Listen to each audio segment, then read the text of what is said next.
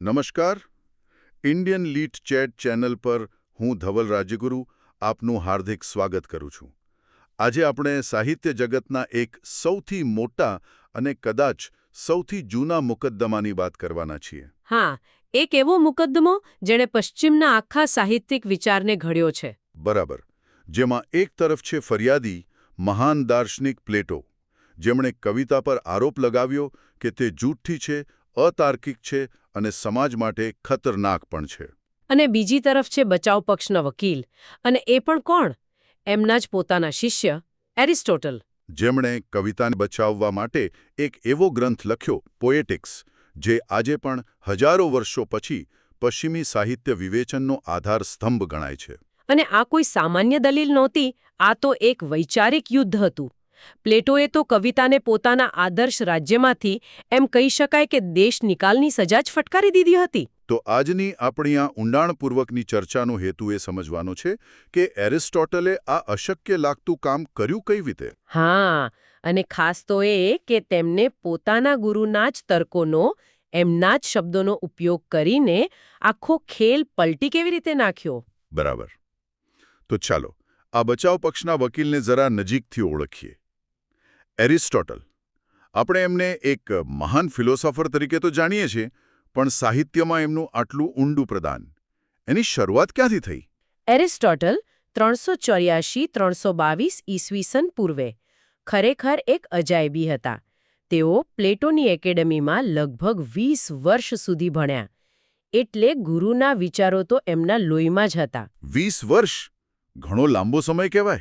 હા, પણ સાથે જ તેઓ વિશ્વવિજેતા સિકંદરના ગુરુ પણ હતા, જે એ બતાવે છે કે તેઓ માત્ર થિયરીમાં નહીં પણ પ્રેક્ટિકલ દુનિયામાં પણ માનતા હતા.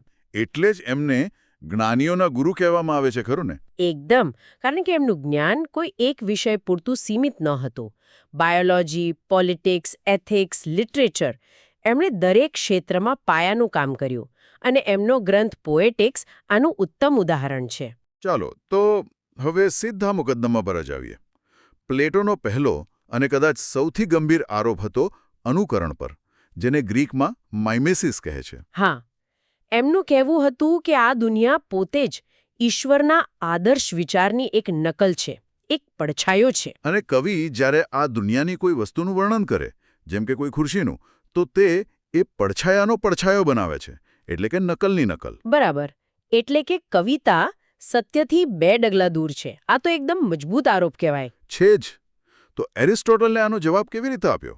અહીં જ એમની જીનિયસ દેખાય છે. એમણે કોઈ નવો શબ્દ શોધવાને બદલે પ્લેટોના જ શબ્દ અનુકરણનો અર્થ જ બદલી નાખ્યો. અચ્છા. એમણે કહ્યું, ગુરુજી, તમે અનુકરણનો અર્થ ખોટો સમજ્યા. અનુકરણ એટલે ખાલી નકલ, કોપી નથી, પણ એ તો પુનઃસર્જન, રિક્રિએશન છે. એક મિનિટ. નકલ અને પુનઃસર્જન, આ બંને વચ્ચેનો તફાવત શું? આ માત્ર શબ્દોની રમત નથી લાગતી? બિલકુલ નહીં. આમાં જ આખી વાતનો સાર છે. જુઓ, પ્લેટો માટે કવિ કેવો હતો? એક અરીસા જેવો. સામે જે હોય બસ એનું પ્રતિબિંબ પાડી દે. એમાં કવિનું પોતાનું કોઈ યોગદાન નથી. ઓકે. પણ એરિસ્ટોટલે કહ્યું કે ના, કવિ અરીસો નથી, કવિ તો ચિત્રકાર છે. ચિત્રકાર? હા, ચિત્રકાર જ્યારે કોઈ દૃશ્ય જુએ છે ત્યારે તે માત્ર એની ઝેરોક્સ નથી કરતો. એ એમાં પોતાના રંગ પૂરે છે, અમુક વસ્તુઓ ઉમેરે છે, અમુક કાઢી નાખે છે, અને એને વધુ સુંદર, વધુ અર્થપૂર્ણ બનાવે છે. એટલે કે કવિ વાસ્તવિકતામાં પોતાની કલ્પના અને દ્રષ્ટિ ઉમેરીને એક નવા જ સત્યનું સર્જન કરે છે? એકદમ સાચું. ઓકે. આ અરીસો અને ચિત્રકારની સરખામણીથી વાત થોડી સ્પષ્ટ થાય છે. પણ એરિસ્ટોટલ આનાથી પણ એક ડગલું આગળ વધ્યા હતા, ખરું ને? એમણે તો દાવો કર્યો કે કવિતા ઇતિહાસ કરતાં પણ શ્રેષ્ઠ છે. હા, અને આ જ એમની માસ્ટર સ્ટ્રોક દલીલ છે. હવે આ વાત ગળે ઉતરવી થોડી અઘરી છે. ઇતિહાસ તો આપણને તથ્યો આપે છે, જે ખરેખર બન્યું છે એ જણાવે છે. તો પછી કાલ્પનિક કવિતા એનાથી ઉચ્ચ કઈ રીતે હોઈ શકે? એને સમજવા માટે એરિસ્ટોટલ 2 શબ્દો વાપરે છે, ચોક્કસ અને સાર્વત્રિક. ઇતિહાસ આપણને ચોક્કસ ઘટનાઓ વિશે જણાવે છે. જેમ કે અકબરે 1556માં પાણીપતનું બીજું યુદ્ધ જીત્યું. આ એક તથ્ય છે, એક ચોક્કસ ઘટના. બરાબર. પણ કવિતા સાર્વત્રિક સત્યની વાત કરે છે. કવિતા એ નહીં કહે કે અકબરે શું કર્યું, પણ એ બતાવશે કે એક મહાન અને ન્યાયી રાજા કેવો હોવો જોઈએ. અથવા તો એક મહત્વાકાંક્ષી વ્યક્તિ સત્તા માટે શું કરી શકે છે. બરાબર. ઇતિહાસનું સત્ય સમય અને સ્થળ સાથે બંધાયેલું છે, પણ કવિતાનું સત્ય કાલાતીત છે, ટાઈમલેસ છે. એટલે જ શેક્સપિયરનો મેકબેથ આજે પણ આપણને એટલો જ પ્રભાવિત કરે છે, કારણ કે તે સત્તાની લાલસાના સાર્વત્રિક સત્યની વાત કરે છે. એટલે એમ કહી શકાય કે ઇતિહાસ આપણને ઘટનાઓનું લિસ્ટ આપે છે, જ્યારે કવિતા આપણને માનવ સ્વભાવની ઊંડી સમજ આપે છે. બિલકુલ. અને આ જ સંદર્ભમાં તેઓ કહે છે કે કળા પ્રકૃતિની અપૂર્ણતાને પૂર્ણ કરે છે. એનો શું અર્થ થયો? એરિસ્ટોટલનું માનવું હતું કે પ્રકૃતિમાં રહેલી વસ્તુઓ પોતાના આદર્શ રૂપ સુધી પહોંચવાનો પ્રયત્ન કરે છે, પણ પહોંચી શકતી નથી. જેમ કે એક ગુલાબના છોડમાં સુંદર ફૂલ હોય, પણ સાથે કાંટા અને કરમાયેલા પાંદડા પણ હોય. હા, હોય જ છે. કવિ જ્યારે તે ગુલાબનું વર્ણન કરે ત્યારે તે તેની ખામીઓને દૂર કરી દે છે. તે તેના સૌથી સુંદર અને આદર્શ રૂપને આપણી સમક્ષ રજૂ કરે છે. આમ કળા પ્રકૃતિ જે બનવા માંગે છે પણ બની શકતી નથી, તેને પૂર્ણતા બક્ષે છે. વાહ! એટલે કવિ નકલ નથી કરતો, પણ વાસ્તવિકતાને સુધારે છે, એને ઉન્નત બનાવે છે. એકદમ. અને માણસોના અનુકરણ વિશે પણ એમણે 3 પ્રકાર ગણાવ્યા. કયા 3 પ્રકાર?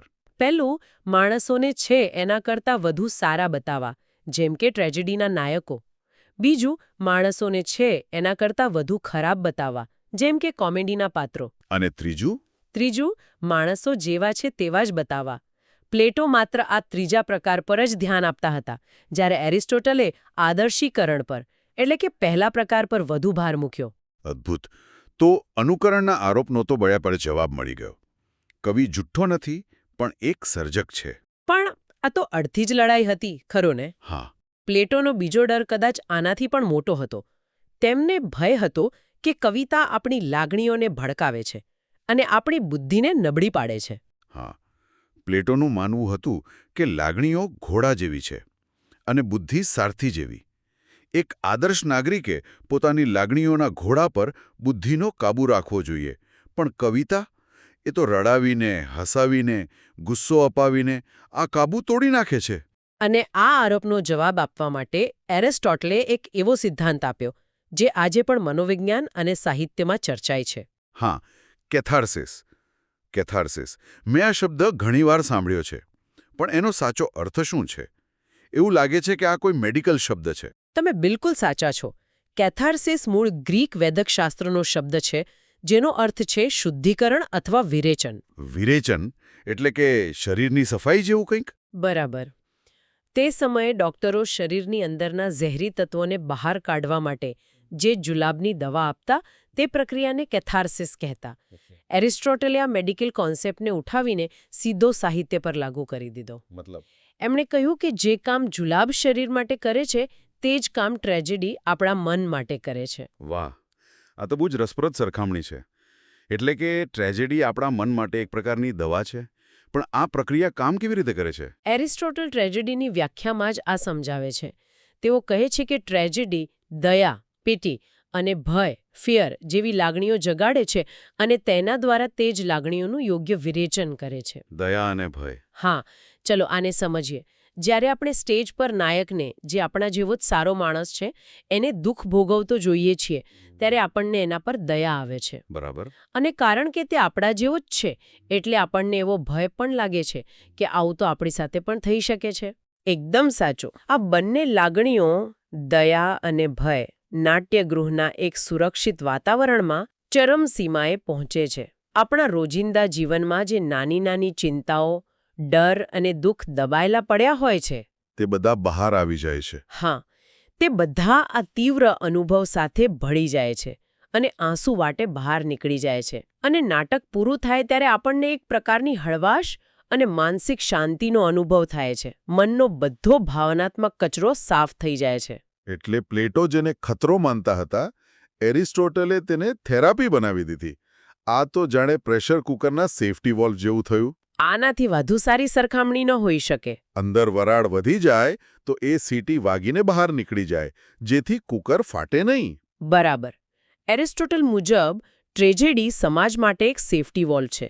તે નાગરિકોની દબાયેલી અને નકારાત્મક લાગણીઓને એક સુરક્ષિત માર્ગ પૂરો પાડે છે. જેથી લોકો માનસિક રીતે વધુ સ્વસ્થ અને સંતુલિત બને. હા, આમ કવિતા લાગણીઓને ભડકાવતી નથી, પણ તેનું શમન અને શુદ્ધિકરણ કરે છે.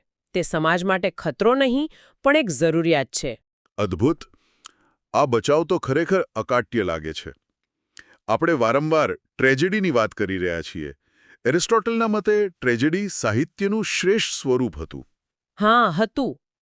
તો આટલી ગહન અસર ઊભી કરવા માટે એક આદર્શ ટ્રેજેડીમાં શું હોવું જોઈએ? અને સૌથી અગત્યનું, તેનો નાયક કેવો હોવો જોઈએ? એરિસ્ટોટલે ટ્રેજેડીનું જાણે કે આખું એનાટોમી ચાર્ટ બનાવી દીધું. એમણે એના 6 અંગો ગણાવ્યા, જેમાં કથાવસ્તુ એટલે કે પ્લોટને ટ્રેજેડીનો આત્મા કહ્યો. પણ તમે જે પ્રશ્ન પૂછ્યો, નાયકની પસંદગી તે સૌથી નિર્ણાયક છે. કેમ? કારણ કે કેથાર્સિસનો બધો આધાર એના પર જ છે. તો કેવો હોવો જોઈએ આ નાયક? તે સંપૂર્ણપણે સારો માણસ હોવો જોઈએ, જેમ કે રામ? કે પછી કોઈ ખરાબ માણસ જેનું પતન જોઈને આપણને સંતોષ થાય? ના, એરિસ્ટોટલ આ બંને શક્યતાઓને નકારી કાઢે છે. જો નાયક સંપૂર્ણ સજ્જન, દેવતા જેવો હોય અને તેનું પતન થાય, તો આપણને દયા નહીં પણ આઘાત લાગશે, ગુસ્સો આવશે. અને જો તે રાવણ જેવો સંપૂર્ણ દુર્જન હોય તો? તો એના પતનથી આપણને આનંદ થશે, પણ દયા તો બિલકુલ નહીં આવે, અને આ બંને સ્થિતિમાં કેથાર્સિસ શક્ય નથી. તો પછી રસ્તો શું? રસ્તો છે વચ્ચેનો. આદર્શ ટ્રેજિક નાયક મધ્યમ માનવી હોવો જોઈએ. મધ્યમ માનવી એટલે કે મૂળભૂત રીતે સારો, ન્યાયી, આપણા જેવો જ, પણ એનામાં કોઈ એક નાની નબળાઈ કે ખામી હોય. અને હા, તે ઉચ્ચ કુળનો અને પ્રતિષ્ઠિત હોવો જોઈએ, જેમ કે કોઈ રાજા કે સેનાપતિ. એ શા માટે? જેથી એનું પતન વધુ મોટું અને અસરકારક લાગે. એક સામાન્ય માણસ પડે એના કરતાં રાજાનું પતન વધુ હચમચાવી દેનારું હોય છે. બરાબર. પણ જો તે સારો માણસ છે, તો પછી એનું પતન શા માટે થાય છે? કઈ વસ્તુ એના વિનાશનું કારણ બને છે? એનું કારણ છે હેમર્શિયા.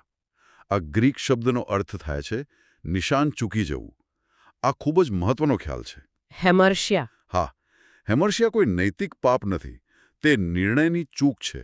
નાયક દુષ્ટ નથી, પણ કોઈ અજ્ઞાન, ઉતાવળ્યો સ્વભાવ કે વધુ પડતા આત્મવિશ્વાસને કારણે એ એક એવી ભૂલ કરી બેસે છે જે એના આખા જીવનને બરબાદ કરી નાખે છે. આ તો ખૂબ જ વાસ્તવિક લાગે છે. આપણા જીવનમાં પણ આવું બને છે. આનું કંઈ ક્લાસિક ઉદાહરણ. ગ્રીક નાટક ઇડિપસ રેક્સ આનું શ્રેષ્ઠ ઉદાહરણ છે. ઇડિપસ એક બુદ્ધિશાળી અને ન્યાયી રાજા છે. તે પોતાના રાજ્યને બચાવવા માટે હત્યારાને શોધવા નીકળે છે. પણ પોતાના જ ગુસ્સા અને જિજ્ઞાસાને કારણે તે એવી ભૂલો કરતો જાય છે કે અંતે એને ખબર પડે છે કે હત્યારો તો એ પોતે જ છે. બરાબર. એણે અજાણતા પોતાના પિતાની હત્યા કરી છે અને પોતાની માતા સાથે લગ્ન કર્યા છે. અહીં એની ભૂલ અજ્ઞાન છે, કોઈ દુષ્ટ ઈરાદો નથી. એટલે જ એના ભયંકર પતન છતાં આપણને એના પર દયા આવે છે. અને આ એક ભૂલને કારણે કથાવસ્તુમાં જે વળાંકો આવે છે એને પણ એરિસ્ટોટલે ચોક્કસ નામ આપ્યા છે, ખરું ને? પેરિપેટી અને એનાગ્નોરેસિસ. હા, આ બંને ટ્રેજિક પ્લોટના હૃદય સમાન છે. પહેલું છે પેરિપેટી, એટલે કે ભાગ્યનું અચાનક પલટાઈ જવું. Reversal of Fortune. હા, નાયક સુખમાંથી દુઃખ તરફ અને સફળતામાંથી નિષ્ફળતા તરફ ધકેલાઈ જાય છે. અને બીજું છે એનાગ્નોરિસિસ. એટલે કે સત્યનું ભાન થવું. પેલું oh my God, વડો moment. A દન.